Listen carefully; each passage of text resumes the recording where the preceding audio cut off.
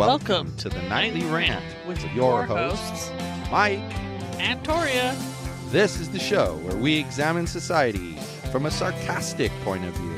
If you like insane conversations, this is definitely the show for you. Let's get into today's topic. We had an exciting start to the week.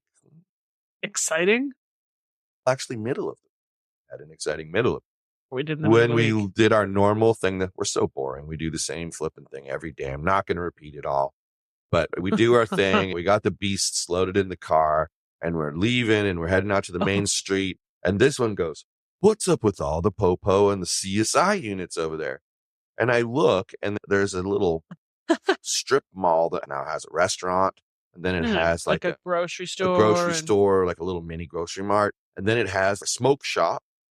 And it has right next door to that a gun shop. Both the smoke shop and the gun shop have cars parked inside the store. That was the start of the week. Yeah. And so this one's on her phone. Click, clickety, click. Oh, nothing. Click, click. And then after a few tries, there's nothing about it. It took till like noon that day. They keep that kind of thing pretty quiet. Yeah. And you want to know why? If the gun and smoke shop had been on Fremont Street, or a block from the strip, it would have been on the news 10 minutes after it happened. Yep. But because we live in cute little suburbia.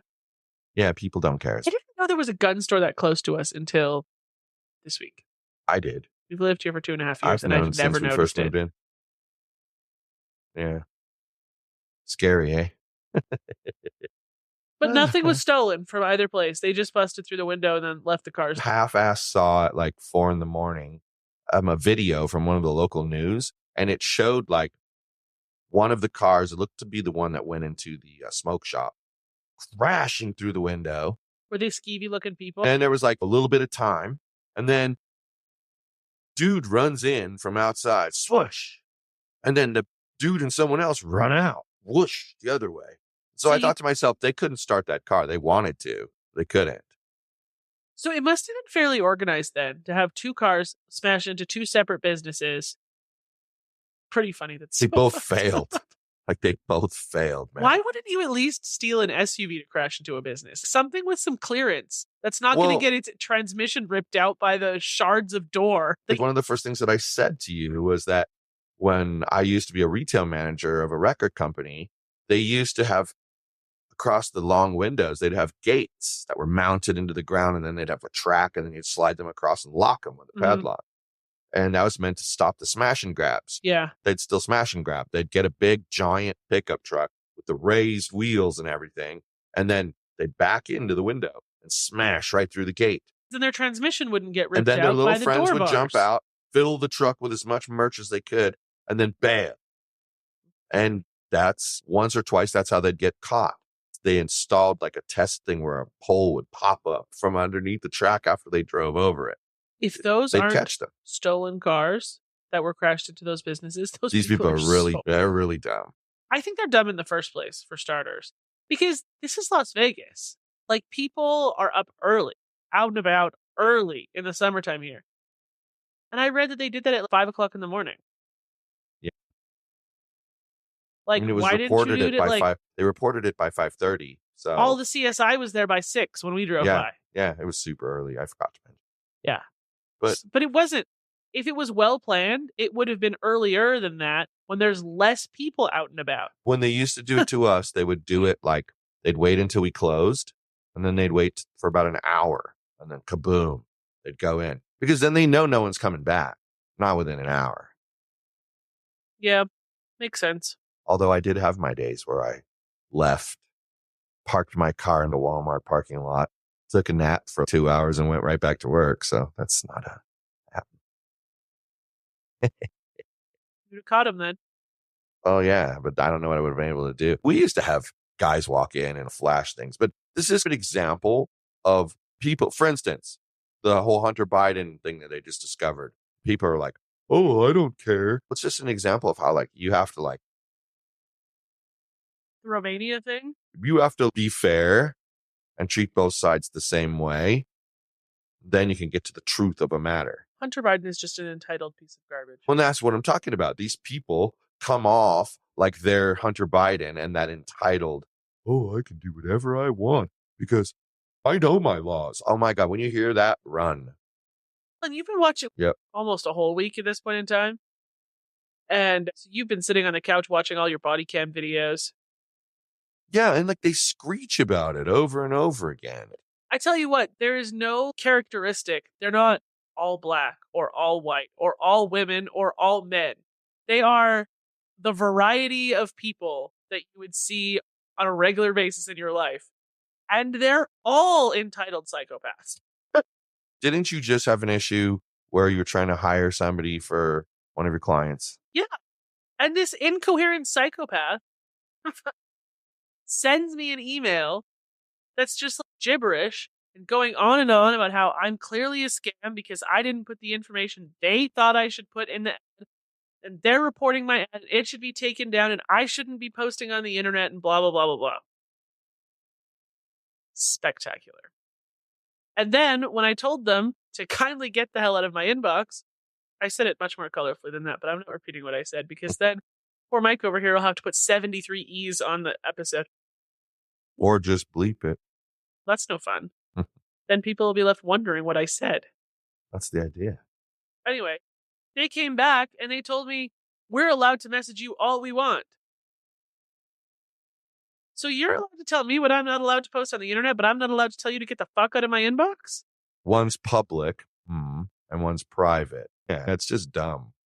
And you can't. You know how I feel about private messages too. They make me mad. What I do not like my email inbox to be blown, because once my email inbox gets blown up, I feel obligated to respond to all of those messages because that stupid little red dot appears on my phone. I know. It makes me unreasonable, okay?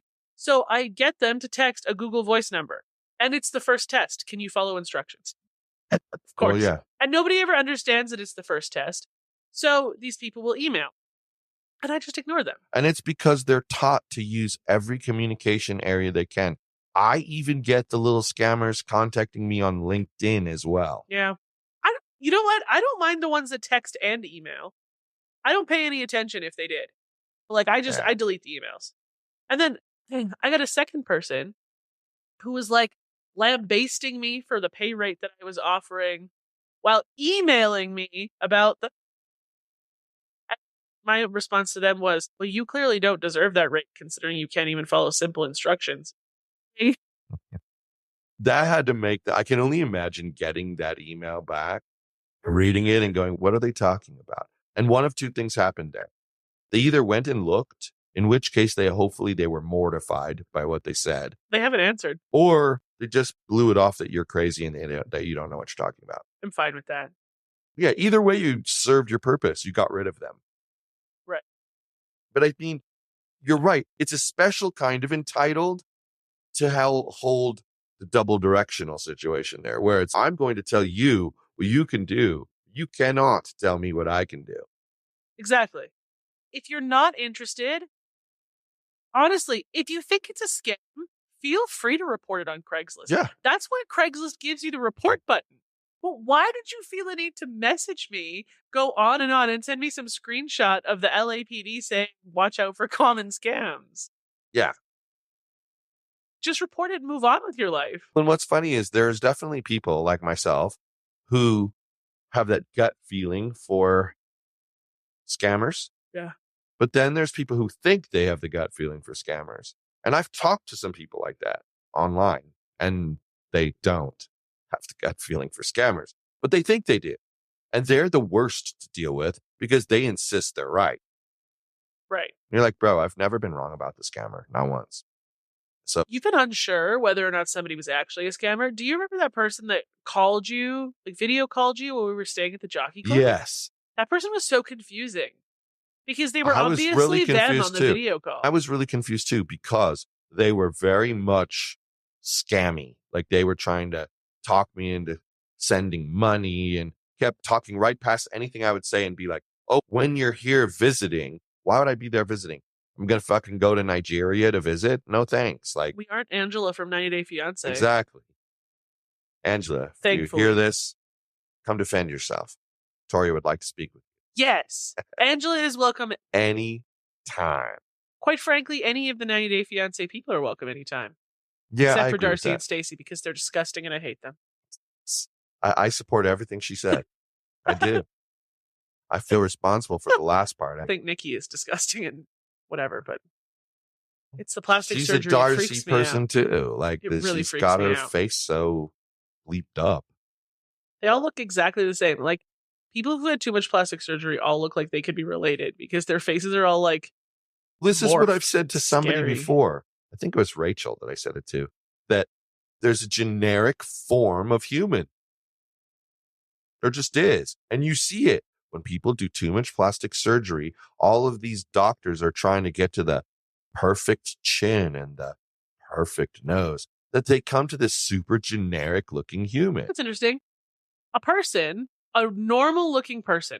Let's just pick like a random person, pick a random woman. Random woman that I know. Yeah, let's pick Katy Perry. That's cool. If you gave her the perfect nose and no other plastic surgery, she would probably look nice.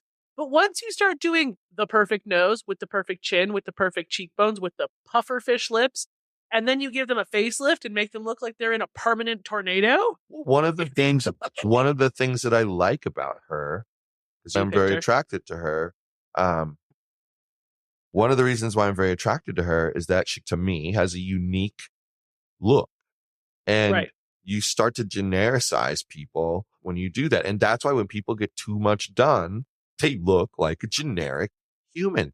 They just do. Generic human is terrifying. Like they look like I don't remember his name from the Saw movies. Are you looking at it? Yes. His name's Jigsaw. Then why are you asking me to look it up? What's the movie called? Jigsaw. No. Maybe one of them is called Jigsaw. And then his name, John Kramer. John Kramer, the man known as Jigsaw. I think I have. That saith Please the hold. internet. Oh my God. It is Saw. It's called Saw. The one who said Jigsaw. I think the dude's name is Jigsaw. Anyway. I have to show you what I mean then. They all look like this motherfucker. Yeah, they get a generic look. That just looks like a generic monster. That's generic? That just looks like a generic monster. Okay, so they all look like generic monsters, not generic humans. Well, generic human is a monster. Enough said. What's true? Huh? You can't because you don't know. And saying all of it is a cop-out. Yeah, they are. I mean, I've seen like the first 6 of them.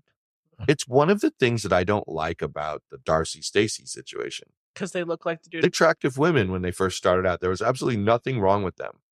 And you're right. Enhance. Oh, you want bigger boobies? Go ahead. Right. Oh, you feel like your butt needs a Brazilian butt lift? Pick one. Doing one or two things, you don't end up looking like an over-exaggerated cartoon character. But once you do all of the things, you look like an over-exaggerated cartoon character. It's alarming. Like the one from 90 Day Fiancé, Jasmine. Beautiful lady. Even still to this day. Yes, but she's done too much. Her butt is square. Yeah, that's a botched. She spent way too much money on her tushy. And then there's Sarper and Shanae. Both of them have had too much plastic surgery. Then there's that scary Nikki person. Too much plastic surgery. Darcy and Stacey. Yep. And now Lauren of Lauren and Alexi is going down crazy road. He's not going to let her go crazy, though. He does not want to be married to Darcy. Darcy does not give Alexi a hard on. No, he's a good husband. You're going to look scary. Stop. Yeah, he's a good husband. Yeah.